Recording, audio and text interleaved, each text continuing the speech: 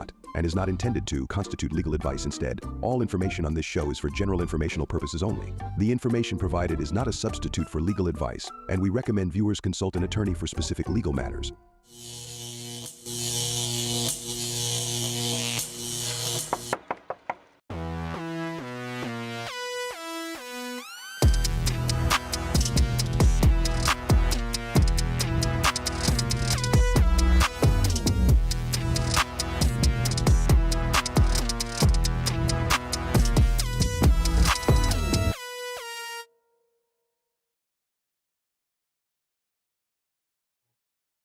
And welcome to Condo Craze and HOAs. Stop, our stock will drop 12%. What are you doing? Changing the name Right, and yeah. the logo just to be, have moxie and piss everyone off. Anyway, welcome to Condo Craze and HOAs. Karen Curtis here with attorney Eric Glazer, and we're here every Sunday at 11 a.m. live. Thank you for joining us. It's going to be a good show today. We're going to explain where all the money's going, or who's protecting all the money. Right. But first of all, we want to thank our fantastic sponsors. We truly have the best, including Best Roofing, because they are our diamond sponsor. And Eric is board certified in community association law by the Florida Bar. There's just a handful of attorneys who are. So it's very important. It's like when you go to a plastic surgeon, you want to make sure that they are board certified. And if you need plastic surgery, I could do that too. Whatever you need, we're here for you. And he has an office here in Hollywood and Orlando, and we're here to answer all your questions and all of your chat questions and phone calls. 717-GLAZER-8, that's 717-452-9378. And again, you can also ask in the chat box. Sometimes people do both. Good morning, everybody. If you're a fan of the show, don't forget to subscribe to two things. Of course, perhaps you're watching right now on the Condo Craze channel on YouTube. By subscribing, you don't have to just watch the show live. You can watch it at your convenience. We have over 200 shows in our catalog. And of course, subscribe to your email, the email list. And you can do so by going to Condo Craze and HOAs. By subscribing to the email list, you get announcements about our show. You see who our guests are. You can get updates on the law, our seminars, and a whole lot more. And of course, we do a blog every Monday morning at condocrazeandhoas.com. Yeah, don't forget, you can also follow us on the socials. That would be on Facebook, Apple, Spotify, Instagram, and LinkedIn. So last week we had a lot of fun. We spent some time talking about a case where a homeowner allegedly went to prison for having brown grass, and I spoke about my nephew getting arrested for... Why did you say allegedly went to prison? Well, it wasn't for the brown grass. Oh. Yeah, it wasn't for the brown grass. It was for failing to show up to court. She went to prison, but not for what I would think. Not for the brown grass, Okay. right. And then a caller remarked that while it's great to have the owners sending in all of this money to the association to make all of these milestone repairs, and have the owners sending in millions and millions of dollars to fund the reserve account, there's no guarantee that the money is going to be there in a few years when they need it. And that's what's making a lot of people nervous. Oh, my gosh. Yeah. So in other words, some owners are more concerned about board members or managers going to jail rather than the owners, because they will be tempted to take some cookies out of the cookie jar and fly off to Tahiti. Yeah, because that's a lot of money. Yeah, it's millions. I mean, for the first time, we may have a situation where board members are going to have access not to just a few $1,000s, but we're talking about millions and millions of dollars. So, everybody's heard me say this a million times on the show, but I don't think board members are more likely to steal money than, let's say, lawyers are, doctors, or anybody else for that matter.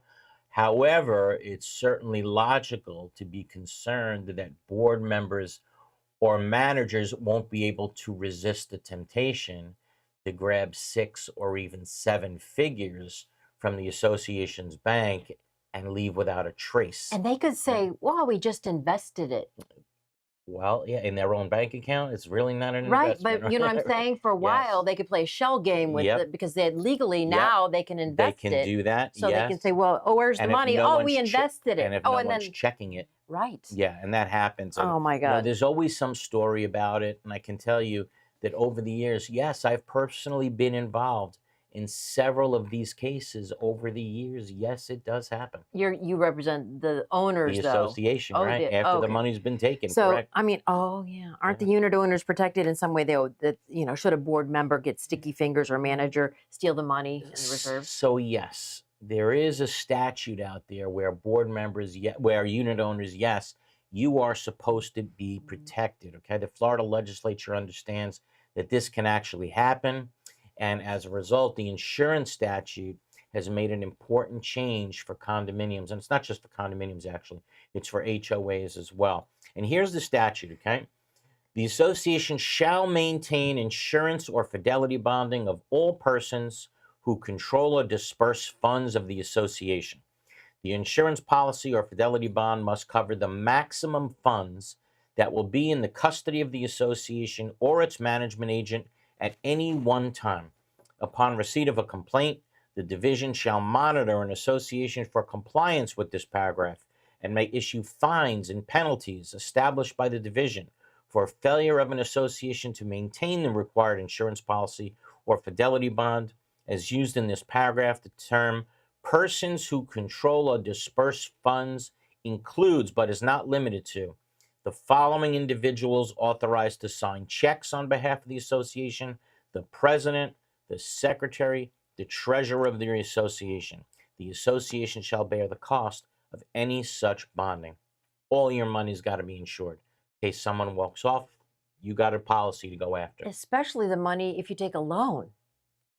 Absolutely, sure. Can you imagine if No. someone that's like what's his name, Maxwell, Robert Maxwell, stealing the pension funds. Yes. It's like not his money. But anyway, when the law says that the maximum funds that will be in the association's custody must be insured, that obviously means all the money. Yep. Even the money in the stock market. Everything, whatever you have has to be insured. And all the reserves and all the money in operating and all of the special assessment money. This is new, right?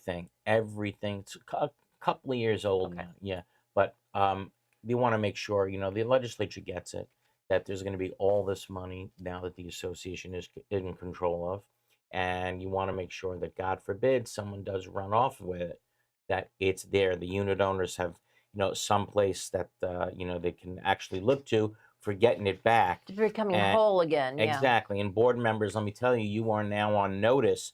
Make sure you have the proper insurance and in sufficient amounts. Right. It is actually imperative that you meet your insurance agent or at least pick up the phone. A lot of you may have the same insurance in effect for, a dozen years or so. And it's time to now update it because of all the new funds that you're now going to be in control of. How many boards don't even know this? Maybe a lot. Yeah. I mean, if you go to the seminars like you should, you'd know it. We always talk about. But, I wouldn't want to be a board member if millions of dollars get stolen from the board and you screwed up. Potentially, is it possible? I don't know, but I don't want to be the person on the board where there's no insurance to go after, and all the people that live in the condo lost all their money because of you. You failed to get the right insurance. Oh man. Yeah, you're not going to really, win friends and influence people, right? I hate to ask this, but does this apply to HOAs? Yeah, it does. It does. I actually checked that 2 days ago. It does apply to HOAs as well, and but because all the new laws that are now going to require condos to have potentially multi-millions of dollars on hand at any one time, it's certainly, I think, more important to have this in a condo than an HOA, but it is required for both. You're saying that people have to penny up all of this money for these huge reserves, and they also have to pay to insure it? Absolutely. How much does that cost? I don't think it's as much as we think it is. It's not a lot of money actually to insure. Okay, good. And I think the reason is because the truth is crime doesn't happen all that much with the theft of association funds. But is there a cost for it? Sure. Is it going to depend upon the size of your association? Of course. The bigger the association is, the more money you're going to have on hand, the more money it's going to cost to insure. That's like a bank robber, though, that knows it's FDIC insured, so it doesn't matter. I'm not stealing anybody's money. Right. Exactly. They're going to get it back. I'll get it back. Off the insurance company. Exactly. Right. But but you want to make sure that the insurance is there, because if it's not, wow, that is a significant problem. A big chunk for the association. But you got to ask yourselves, the people that are watching us now, that's why they are concerned about all these massive amounts of monies coming into the association now for the first time. And their attitude is, it sounds nice, but are we giving board members the temptation to take it? That's the question of the day. Yeah, the But more is there money. another way? Someone's got to be responsible for making the repairs. These are the people that you elected to be in charge of all this money that's needed to make these repairs. All I So can think of is have the residents hold on to their money and not like give it into a pool, and then when it's needed, then they pay good it. luck. And then if you don't, and then if you don't, and then if you Right, don't get it, Karen. yeah, right. And then if you don't get it, and you don't Oh, have the money to pay yeah, the bill, yeah. there's no perfect way. But what do you think, everybody at home? You a little nervous about giving your association millions and millions of dollars to now hold on to for the first time? Do you trust your board members that much? Give us a call in the studio, 717-452-9378. That's 717-452-9378. Or drop us a question or comment in the chat box on YouTube. We'll be back right after this.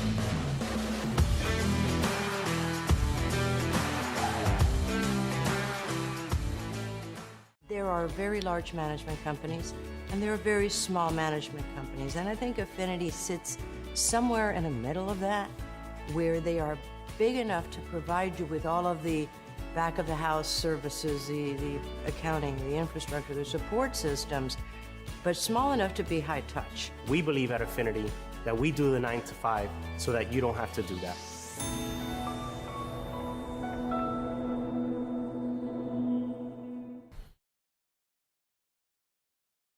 Welcome back to Condo Craze and HOAs. We've got a lot of people on the phone, but again, I'll give out the number if you want to ask Eric a question about your condo or HOA, 717-GLAZER-8. That's 717-452-9378. Question from Deborah in the chat. Our manager says it's illegal to have an in-person interview for potential owners and renters. So in order to interview people, in order to screen, approve, and reject people in your HOA, your condominium, the documents have to allow for it. A lot of people think that once they get on the board, automatically, because they're on a board, they have the right to screen, approve, and reject people that want to live there, rent there, or own there. And the truth of the matter is they might not be the case. They Your might just get the documents have paper to allow for it. application. And they might not even be able to do anything with that paper application. Oh. They might not be able to make a determination as to who can live there and who can't. It's got to say so in the governing documents. If it doesn't, that manager may be right after all. Okay, there you go. It's in Okay. your docs. Let's go to All the right. phones. Who do we got, Rob? All right, first caller is Eric from Cape Canaveral. How are you, Eric? 3, 2, I'm 1. doing fine. You? Okay, how can we help?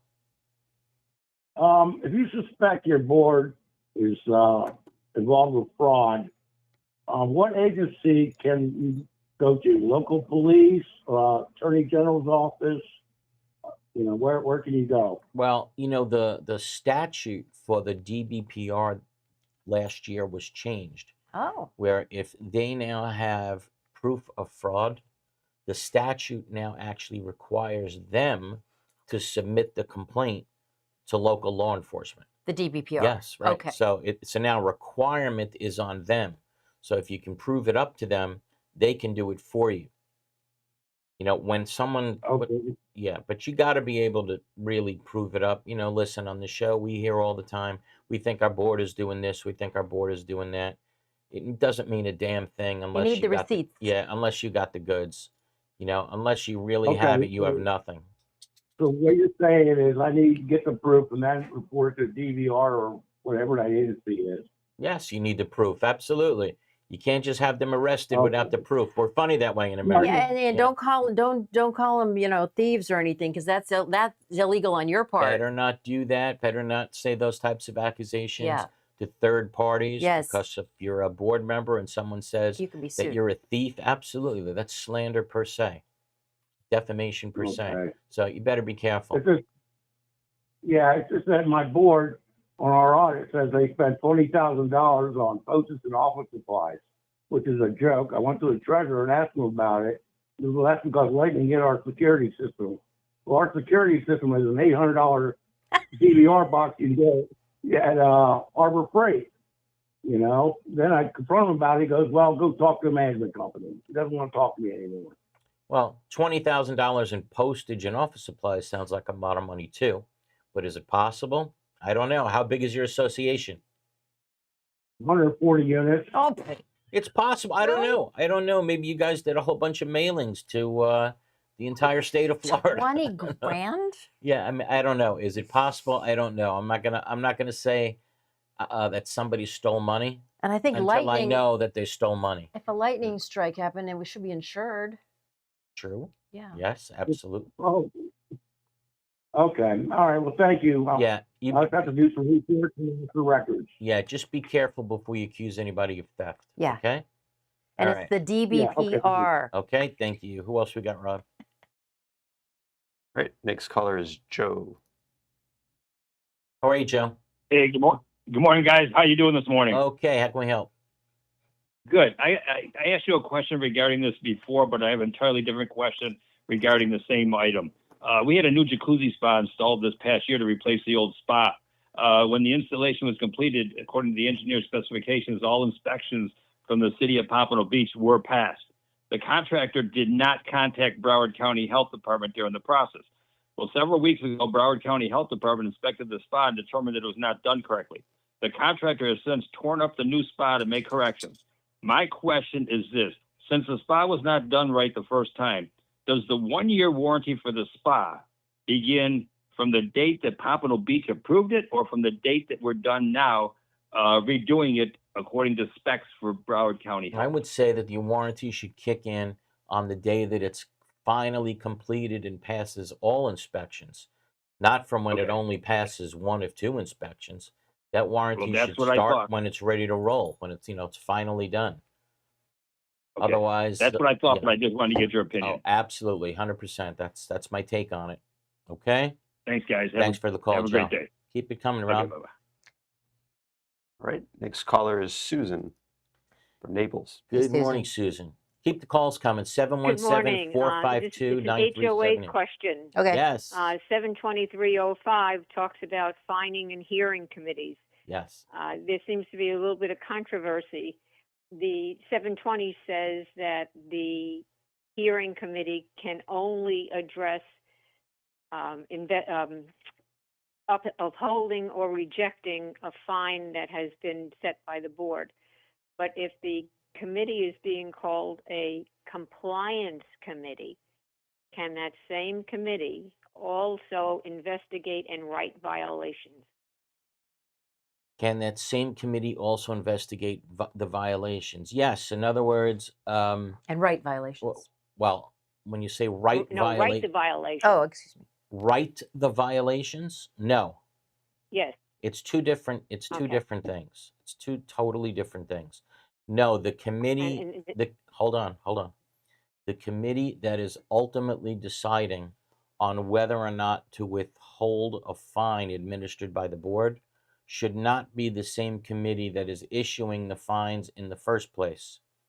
Okay, it's got to go through the correct procedure. The correct procedure is it starts off at the board level. So the board decides whether or not an owner should be fined. Once the board makes that decision, now the unit owner has a right to a hearing with 14 days notice before the fining committee. When they go in front of that fining committee, the fining committee has one job. They either withhold the fine or they throw it out completely, one or the other.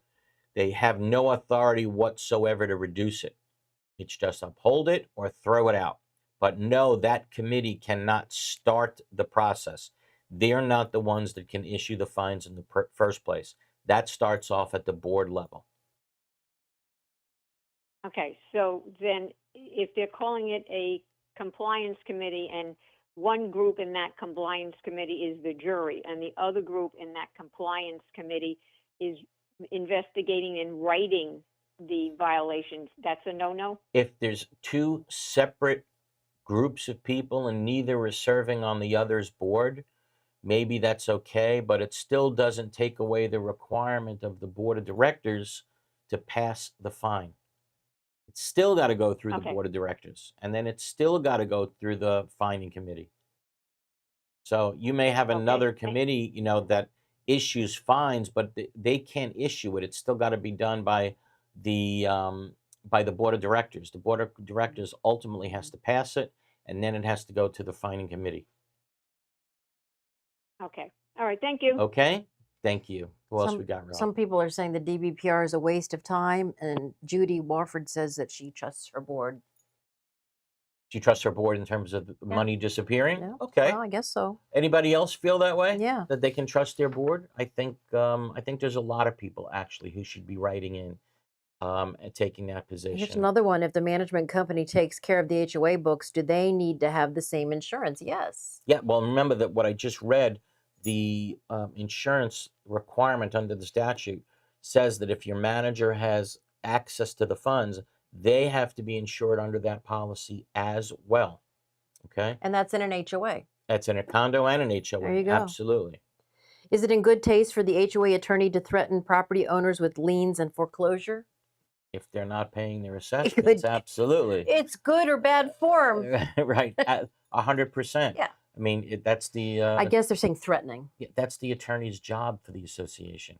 If someone is not paying their assessments, whether it's special assessments to regular assessments, that's the attorney's job to send out several different type of statutory letters to make sure that those non-paying persons start paying.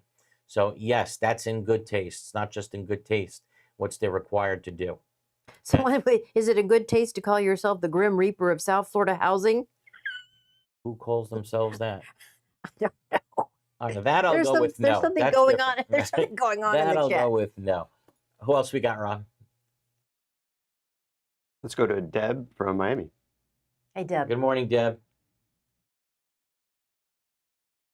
Oh, man, she's live in now. a condo, and it's 25 stories high. We passed our 50 year, but my question is, I've recommended your sponsors for the pipeliners. Every other day we have water shutoffs because I think I'm using correct terminology. The branches from each unit that are inside the wall that nobody has access to are old and rusty and they leak. So then the unit owners have to pay and have a company come to the unit below, poke a hole in the wall, take out the 6-foot pipe, the branch that leads to the stack, and change it. In my opinion, I don't know why individual units are paying. I guess we pay one way or another through a special assessment or individually. I wish they would hire a company and just change all of them because, again, the building's 50 years old. Right. I think it's a health hazard as well. And just change them all or do the pipe liner thing. I'm not really sure. But if it's outside the drywall, it's not their responsibility. It could be. So are you asking me whose responsibility it is? Yes, because like I said, it's inside the wall, Right. behind the wall, and I always thought that was the building. Again, I understand at some point we're all paying whether they do a special assessment Right. and change all the pipes, but they're doing them individually. Then you have to go out, hire a plumber, come in. It's just, and it's every day. Yep. Because, No, I again, the hear you. pipes I are hear all you. 50 So years old. most of the time, you're right. It's anything behind the wall is the association's problem. Some association documents say that if it's a pipe that only serves your unit, so you have a main line and then you have a line that branches off from a main pipe and it just goes to your unit, that's the unit owner's responsibility. Okay, it depends what your governing documents say. And they have to go in and the neighbor down below Yep, to and do they have it. to check, and then if I it's had this pipe, problem. Yep, and then if it's a pipe that just serves your unit, your problem. And there's 25 floors. Oh. Yes, it's definitely a pain. And everybody's pipes are the same age. Yeah, They're all yeah. broken up. Right. So why not just do it all at Homogeneous, once? yeah. Right. You know, and there's certainly a lot to be said for doing it that way. But if it's not going to be done that way, then yes, if it branches out, if your documents read that way, and if it's a pipe that branches out only to your unit, yes, that's on you. Believe it or not. Okay. Okay, and I guess it would be more cost effective if they did the whole building. Probably. I don't know if pipeliners can do the vertical pipes that branch. I don't know Yes. if it's a Units pipelining or- thing, though. It's just a whole new pipe, isn't it? I don't know if they can do those specific pipes that branch out to each specific unit. They do the main line of Right. pipes. Yeah. So that I don't know. Yeah. Okay. Give them a call. Okay. All right. Thank you for Thank the call. you for everything you do. Thank you. And Thank thanks you for so promoting much. our sponsor. All right, let's see. Lucia writes in, good morning, Eric. The building where I live has not had insurance. What can the residents do about it? Can we go against the board and the association? So if you remember when during the first part of the show, I was going over the statute, and the DBPR takes this statute very, very seriously. The statute specifically says that the DBPR can go after the association and issue violations, fines, penalties against the association for failing to have this very type of insurance that we're talking about. But how do you know if they have it? And Ask where do for you? it. Oh, it should Ask be on for the it. website. Yes. It could be on the website. All insurance policies, yes, but ask for it. Say, I want to see the insurance policy that exists for employee dishonesty. I want to see the fidelity bonding that we have. Fidelity. One of the other. I want to make sure there's a policy that exists should our money be stolen. Give me a copy of it. They can't give you a copy of it within 10 business days. Yeah, I'm letting the DBPR know, because that's something serious. I mean, that's potentially millions of dollars could be gone with nobody to turn to, right? No pocket to go after. So yes, you can contact the DBPR in that regard, and But- yes, they're going to look into it. That's a No, new so- law that they have to have that. That the DBPR has jurisdiction. I want No, to say that this they about- have to have the fidelity bond. No, that's a couple of years old. It's a couple of years But old. if you have the Kaufman language, You're still going to have it. Oh, That's you- something different. You're going to have that Really? insurance. interesting. 100%. Okay. Yeah, no two ways about it. Who else we got, Rob? No. Oh, so let's do this. Let's take our bottom of the hour break. Keep the calls coming in. 717-452-9378. 717-452-9378. Or drop us a question or comment in the chat box on YouTube. We'll be back right after this.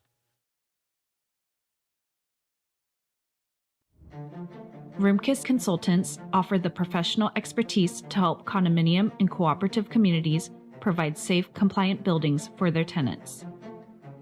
We have more than 170 Florida licensed engineers and architects who are experienced with local regulations and can assist with Senate Bill 4D compliance. We can help with milestone structural inspections, capital expenditure evaluations, structural integrity reserve studies, and developer transition reports. Focusing on energy, resilience, maintainability, and sustainability, our experts can help with every phase of the building life cycle. Contact us for inspections, building restoration, repair and remediation consulting, or mitigation after a catastrophic event.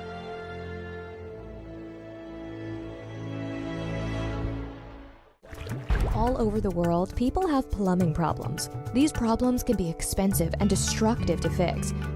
Have you ever wondered if there was a way to take care of your plumbing problems without destruction and an outrageous price tag?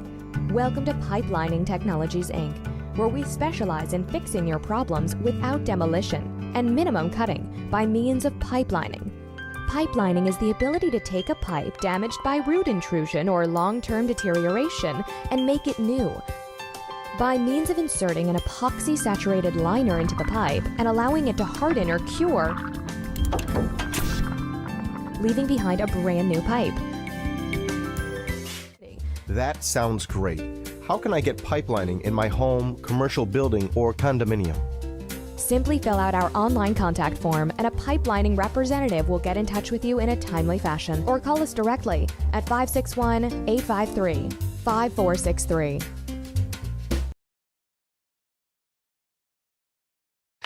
So welcome back to Condo Craze and HOAs. It's the second half hour. Don't wait till the end to call us. The number to call is 717-GLAZER with a Z8, 717-452-9378. And Eric is going to be busy in the month of October, which is almost September. Yes, So the a classes month are away. almost here. It's And we are- unbelievable. Yeah, we already got people signing up for it. As you know, education is now mandatory. So happy about that for both condos and HOA members. Condo board members, you got to take a 4-hour class. HOA board members, your first class also has to cover several different topics. And you teach it all. Yeah, we teach it all in our one class. Condo board members, you also have to take an hour of continuing education. So we teach that all in one class, okay? So we can cover a lot of different requirements. And here they are. They're going to be all over the state at the Condo and HOA Expos for L&L, all starting at 8 o'clock in the morning. Here we go, Karen. Kick us off. Broward, October 7th. Yeah, and the Broward one is going to be, I think, at the Broward Convention Center. Okay, Yeah. okay. Next one, Palm Beach Convention Center, October 16th. Then in Tampa on October 21st at the Tampa Convention Center, I'm assuming. Yep, Bradenton. You know, the Bradenton Convention Center got clobbered during one of the Oh, storms. that's right. Like a year or two ago, and it's going to be nice to actually go back there. Okay, The good. facility that we were in basically was absolutely destroyed. They were hit by 1, 2, 3, 4 Yeah, different so storms. to be back in Bradenton, we're going to really look forward to it. October 29th. Miami, yes, he's doing Miami, November 5th. You guys better show up. Don't disappoint me. And Orlando, November 12th.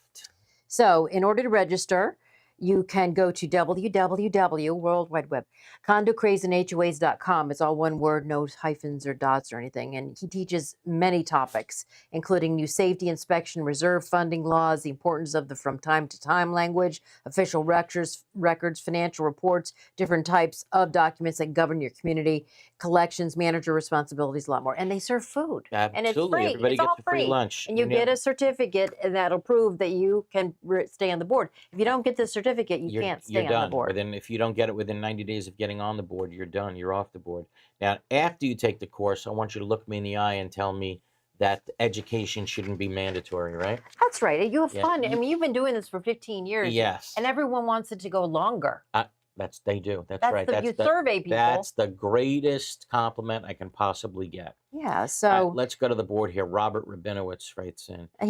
How do you get the president to work with the rest of the board and not act like the king? It's very simple. Remove him as president. Okay.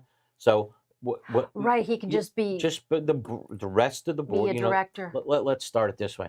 The president has no more power than anybody else. Okay. The president gets one vote on the board, just like everybody else. No more power. And if that president thinks that they're a king, then the rest of the board should get together, call a board of directors meeting, and realign the officers. Remove that person as president. You can take away their officer position at all. You don't have to give them any officer position. They're just on the board. Just on the board. Just leave them as a director. Remove them as president. Move somebody else up to president. And that's it. They're gone. Very simple way of knocking somebody down who is just absolutely out of their mind and power hungry because they have the title of president. By No the way, big he also asked, where in Miami are you going to be teaching? Oh, God, I forgot. I don't know the exact address yet, but I will. That'll Matter be of fact, November maybe during the break. Okay. Miami Airport Convention Oh, Center. Miami there you Airport go. Convention. Thanks. Thank you, Robert. Okay, that's great. And you know Okay. what?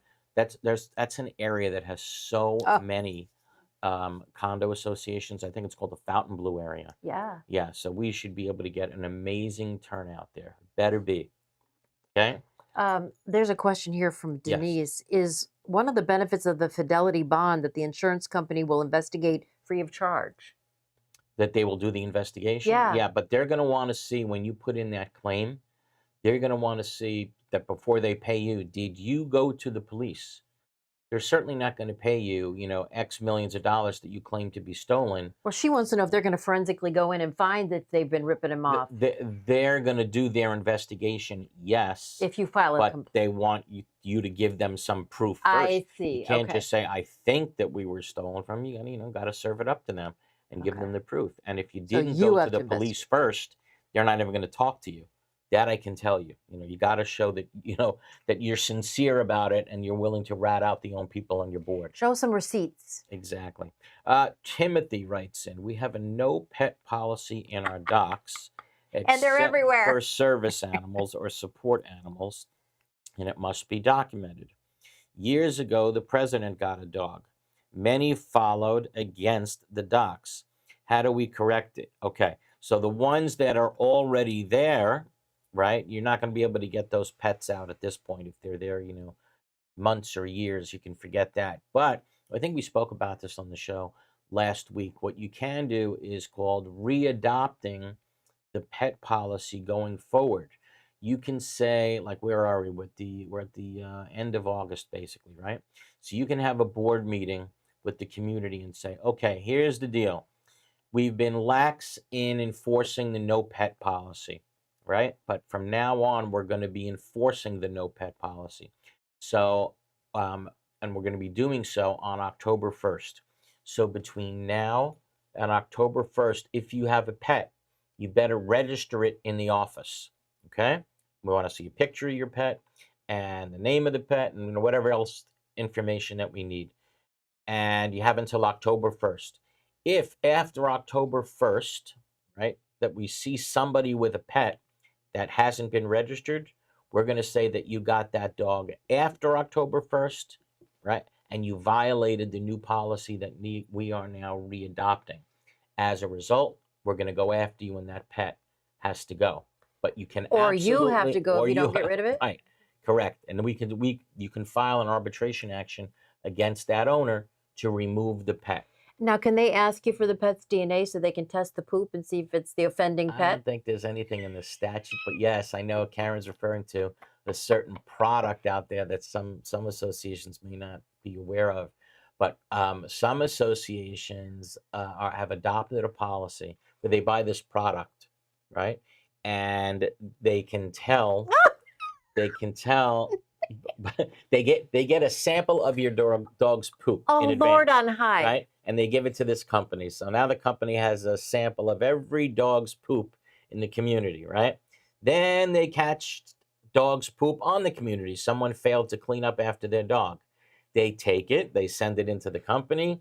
The sample matches the DNA that's on file, and they know it's Rover, Sally's dog in Unit 6N, right? Yes. And then they go after what? Sally. And she can be fined and foreclosed upon and everything? Yeah, they can sue Sally and give Sally violations and stuff like that.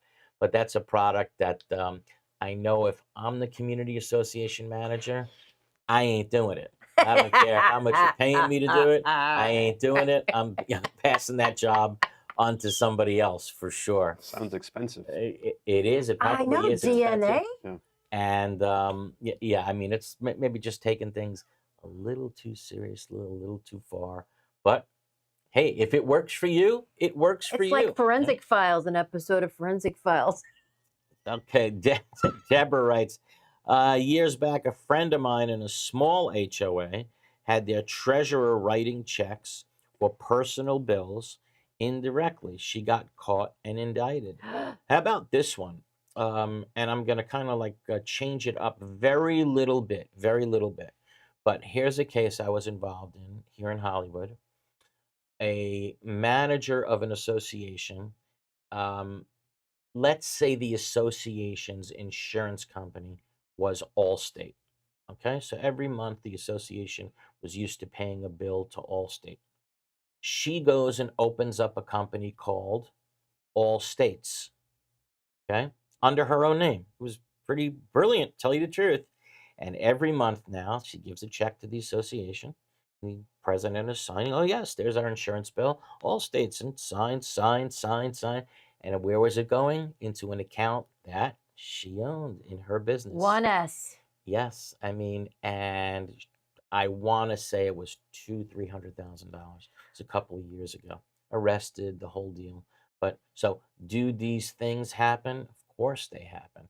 And some schemes are more brilliant than others. Yeah, to tell you just the gave truth. everyone an idea there. Yes, yes, yes. If you need more information on how to do it, just give us a call and we can talk off. But they took the debit cards away because people were using that as swipey. Yep. So, as we know, things that the legislature have done over the years to try to prevent things like that from happening. Why did debit cards no longer be allowed in associations?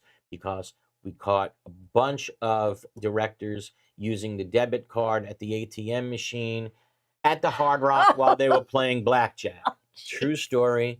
So again, as we learn these things, right, we're doing whatever we can to stop. But who writes checks anymore? I mean, really, you have a portal and you go in there and you pay online. You're right. So why are you writing checks anymore? But there's something about, at least the way I see it, there's something about sitting down and actually seeing the checks and making sure how it's written out, and what it says, and where it's going. I'm a little old-fashioned that way. I would say so. Yeah, but there's something that I like about it. There's something I like about it. I think there's less room for error, less room for fraud if you're actually seeing the checks.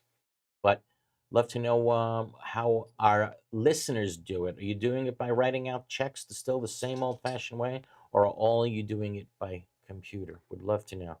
Give us a call here in the studio, 717-452-9378, 717-452-9378, or drop us a question or a comment in the chat box on YouTube. This is our last break. Yeah. Don't forget to give us a call. We'll be back right after this. In South Florida, the transition from bright sunshine to heavy rain and hurricanes can take a toll on your property's exterior and structural integrity. Cracked stucco, spalled concrete, they're more than eyesores. They can signal deeper issues. Now, with new Florida laws involving structural integrity requirements, we want to help you meet your milestone inspections and maintain the durability and beauty of your building. Since 2004, PD has been the trusted expert in structural concrete restoration, painting, and waterproofing for condominiums and commercial properties. Visit pd-concrete.com or call us today. Life is full of steps. We learn to take small steps and big steps. We take steps toward adventure to discover what's next. At Southstate, helping you take each step is what inspires us to keep moving forward, so you can keep enjoying what's next in your life. This is banking at its best. This is banking forward. We are DMI Paving and Seal Coating, Florida's parking lot experts. We specialize in asphalt paving and repair, including pothole repair, seal coating using JC7 or polytar, concrete curbs, ramps, and walkways, and striping and pavement marking, as well as ADA compliance. We service commercial properties, including homeowners associations, apartment communities, shopping malls, warehouses, stadiums and arenas, and more. Experience is worth more than anything in an industry like ours, and our staff has decades of it. We have specialized equipment for any job, regardless of size, saving you time and money. DMI has a reputable history. We have been in business since 1956. We serve the state of Florida from 6 locations.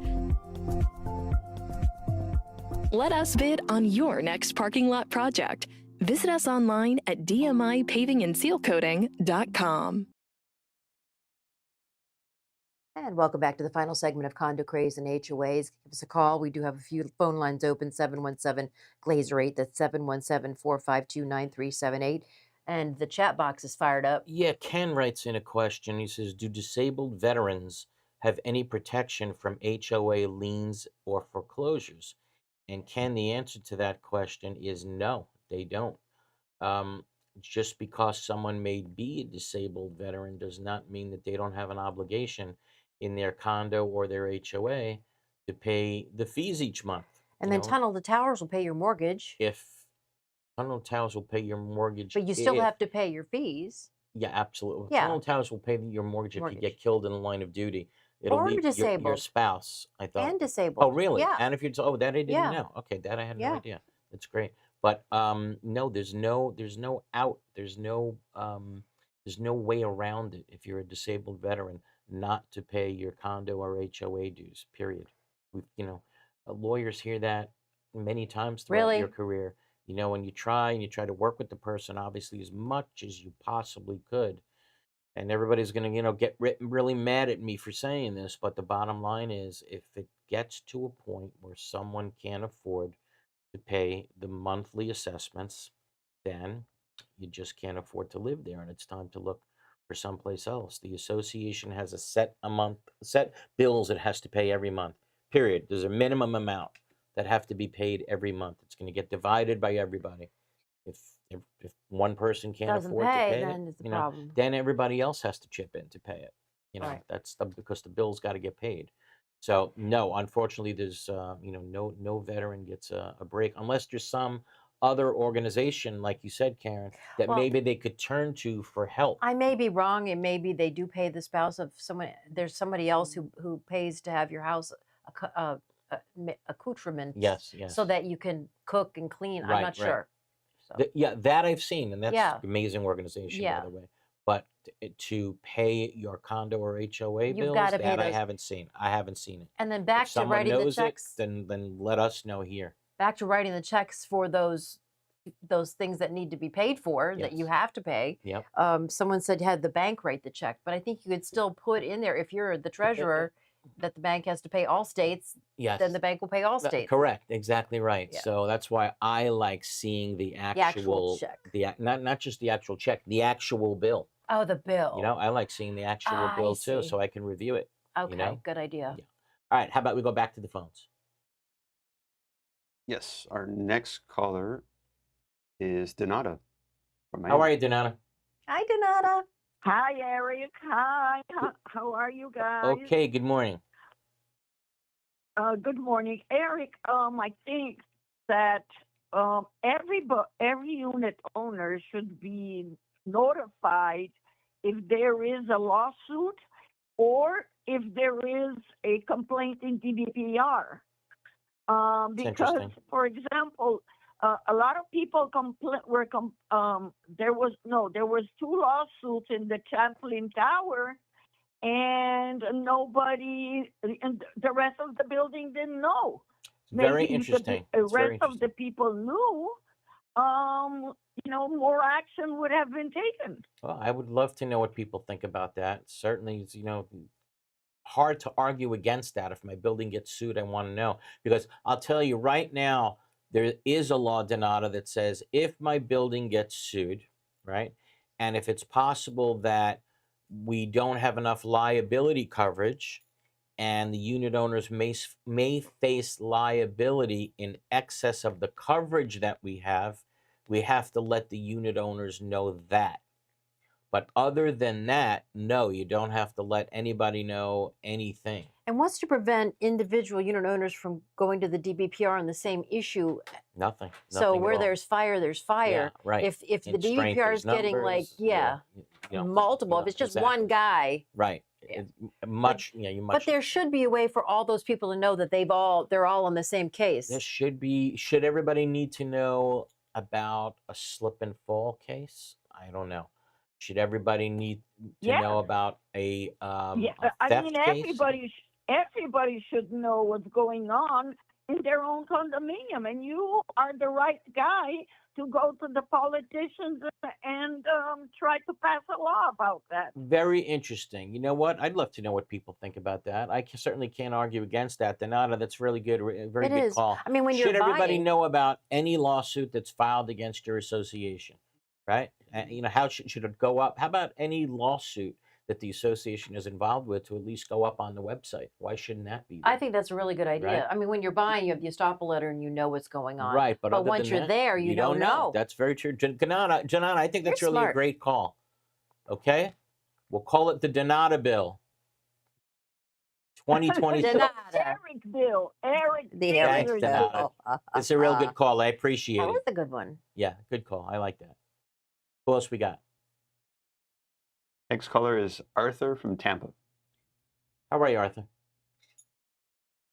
Hi, good show. Thank you. I'm treasurer of my association, and we have over $1 million of reserves. And one of the things I say to my neighbors is that there are two words that you should never hear me say. Those two words are, I'm broke. Trust me. So, Trust me. Trust me. Trust me. Yeah. Are you so calling for more asked, tips? Should people be able to trust their boards? You shouldn't have to trust your board. So, as treasurer, I can't write a check. We have a reserve account.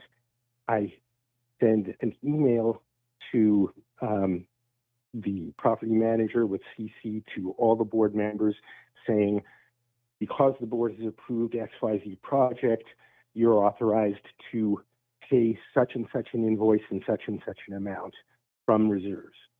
And there has to have been a board resolution. There has to be an invoice. So nobody has to wonder where that's coming So from. you're But trusting the in fact, it's even manager. a little Right, bit right. more than that, because Wait. Hold on we a have a second. bank account. Wait. Sure. But how does your manager pay that bill? Okay, so we actually have two reserve. We have two reserve accounts. We have a bank account, which doesn't have any or just has a nominal amount of money in it, and we have an investment account, and the investment account holds CDs, etc. So I have to send a note to the manager of the investment account, Oh, the account rep, investment account. Okay. saying you're authorized to transfer money to the bank account. And the board is CC'd on that, Okay. and the property manager is CC'd on that. Once the money is in the bank account, then the property manager can write a check, and they get authorized. And I'll send them a note saying we've now transferred this money. But wait They're a now second. Hold authorized on. to Hold write on. a check. Again, CC the board. Hold on. So now you told the property manager write a check, right? Okay. Mhm. Okay. Yeah, Now yeah. who signs that check? That's right. Sorry, go ahead. Who signs that check that you just told your property manager to write? The check is signed by the authorized financial person in the property management company. So they have to see So you an have to email trust them. from the board, in this case from me, authorizing them to do that. So hold or on. else they won't do it. So Yeah. hold on 1 second. Slow it down. So you Mhm. are authorizing your management company to write checks without a signature being required of a board member? That is correct. Well, Our that- checks do not require signature of a board Okay, member. that, let me tell you, is 1,000% the wrong way to do it. Okay, with all due respect. What you're doing is you're putting your faith 100% in the management company, and you don't think management companies walk off with money? I was just reading one yesterday about one in Colorado. For sure they Right. For sure they do. Right. For sure they do. The thing and where separation of duty and trust comes in is this. They can do it, but they can't do it without leaving a paper trail. Okay, Like so you they leave a can't paper stop. trail, still and If they're in, somebody- like we with- said, yeah. Tahiti.